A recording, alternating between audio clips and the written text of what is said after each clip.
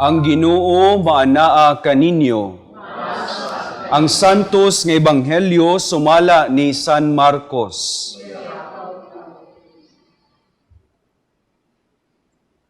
Si Jesus miingon sa iyang mga tinun-an, busa pagbantay ug pagtukaw kamo, kay wala kamo masayod kanusa kini moabot.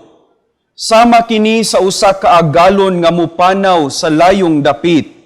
Sa dili pa siya mugikan, hatagan niyag buluhaton ang tagsa-tagsa ka mga sulugoon ug pahimangnuan ang gwardya sa pultahan nga magbantay kanunay.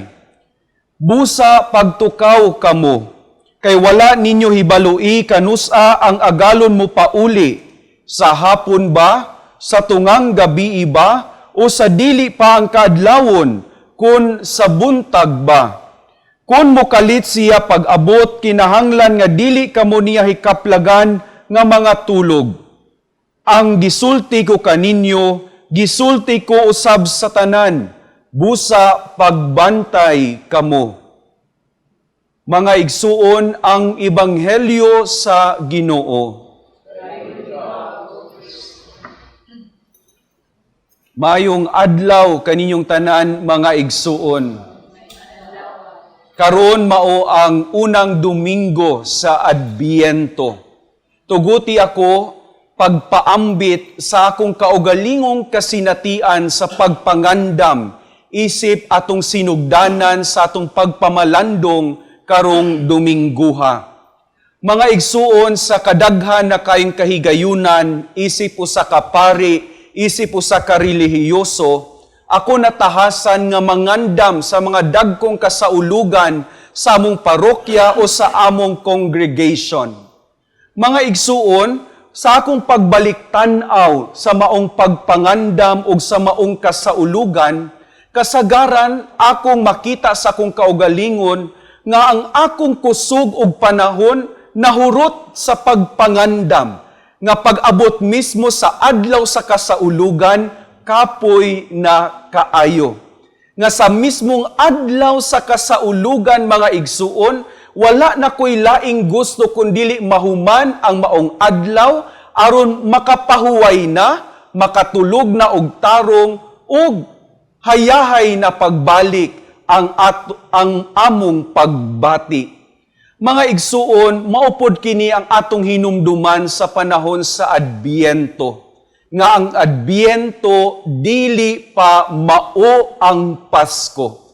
Kasagaran sa atong kasinatian, kung atong lantawon ang mga niaging minlabayng katuigan, kasagaran mahurot ang atong panahon og kusog sa Adbiento. Pag-abot sa Pasko, mga luya na kita.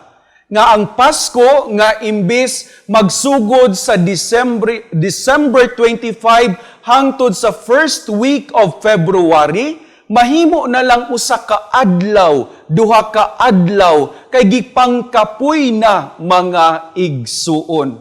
Maunta kini ang atong mahinumduman karong tuiga sa atong pag-andam sa pagsaulog sa Pasko. Nga karong Domingguha hangtod sa December 24, panahon sa pagpangandam, dili paghurot sa atong kusog og panahon, aron aduna pa kitay igong kusog og kalig-on sa pagsaulog sa misteryo sa pagkatawo sa atong Ginoo. Dili kalikayan, mga igsuon, na mutambong kitag mga party og nagkalain-laing kasaulugan, tipik og kabahin kini sa atong kultura isip pagsaulog sa Pasko. Pero mga igsuon, ang atong mga pagbasa karon naghatag ka natog igong pahinumdum kung unsaon nato pagpangandam ang pag-abot sa atong Ginoo.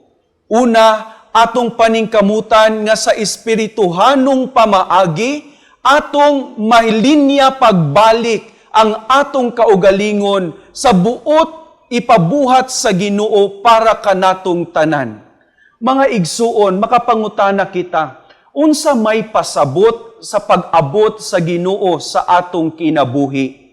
Aduna pa ba kini gahom nga mutandog sa matag usa kanato. In other words, mga igsuon, we are invited by our celebration this year not to equate the Christmas season with parties and external celebrations, but rather an internal journey of making our faith in Jesus more profound. Ug sa unsang pamaagi man kini nato pagabuhaton, mga igsuon, ang atong unang pagbasa ug ikaduhang pagbasa nagpahinumdom kanato niining importanteng butang ug himuon nato kining atong pag-ampo isip tipik ug kabahin sa atong pagpangandam sa pagsaulog sa Pasko sa pagkatawo sa atong Ginoo. Gikan sa atong unang pagbasa ug ikaduhang pagbasa, makuha nato kining maong mga pag-ampo. Ginoo, nahinumduman namo ang imong kaayo ug panabang kanamo. Duawa kami pag-usab ug tiguma kami diha kanimo. Sama sa yuta, hulmaha kami pagbalik diha kanimo, Ginoo. Buot pasabot, mga igsuon, ang sakto o pinakakristohanong pagpangandam di ay sa pag-abot sa Ginoo, mao ang atong pagpangutana sa atong kaugalingon kung ang atong tagsa-tagsa kapulong ug pamaagi nahulma ba sa presensya sa Dios. Ikaw ug ako ba, nahimo ba ang presensya sa Dios taliwala sa atong pamilya ug taliwala sa atong tagsa-tagsa ka mga katilingban?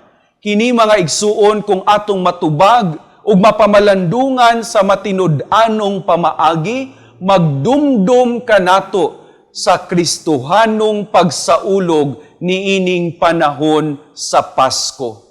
Gamiton unta nato kining taas nga panahon sa Adbyento aron tubagon kining maong pangutana. Aron pag-abot unya sa Pasko sa pagkatawo sa Dios, aduna pa kitay igong kadasig, igong kusog ug igong panahon nga masaulog sa iyang pagkatawo. Mapuy-an unta nato kini, mga igsuon, hinaot pa unta.